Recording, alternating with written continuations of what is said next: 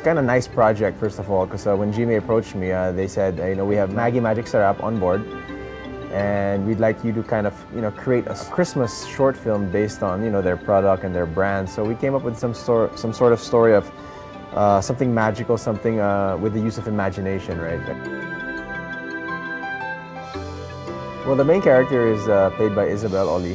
Dito sa ginagawa naming short film, it happened Noche Buena. So it's dinner ako with the orphans, and I myself dito is parang orphan. So we're trying to give these children who really don't eat this kind of food on an everyday basis something magical for Christmas Eve, and that's what Isabel is doing. So it's turning out to be something really great and exciting.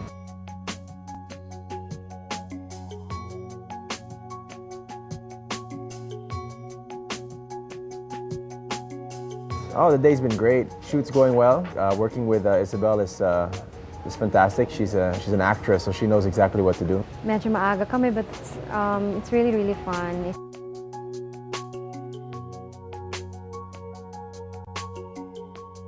Sobrang sweet ako sa kanila, malambing ako sa kanila, and to the point na medyo naiirita na sila kasi sobrang hinahag ko sila. I kiss them, and I love kids. I really enjoy being with kids.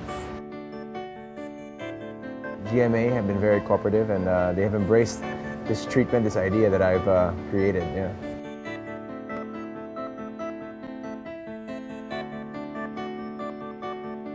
It's something you have to watch out for when you watch this short film.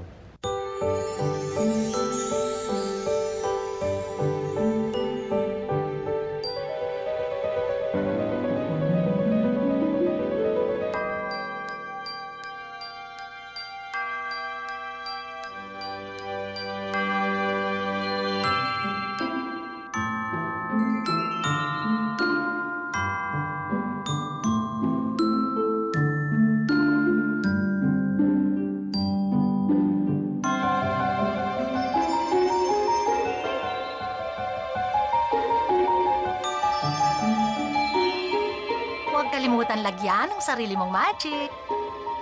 Siyempre, Mami. Kaya ang sarap ng kaldereta ng anak ko eh.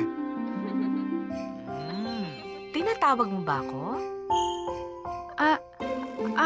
Hindi po. Ang ibig kong sabihin, ready na po yung pagkain.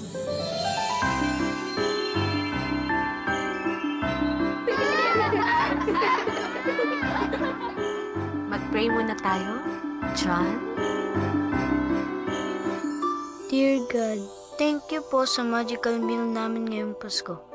Thank you po na magkakasama kaming lahat para mag-celebrate ng birthday mo. Amen. Merry Christmas!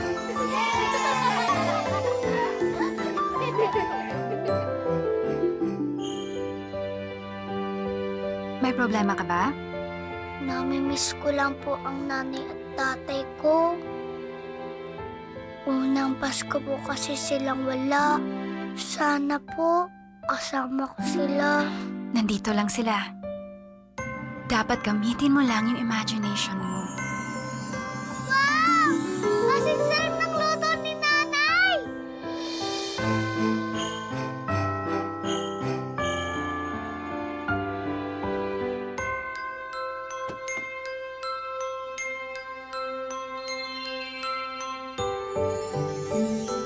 Pag malungkot ka, i-shake mo lang to.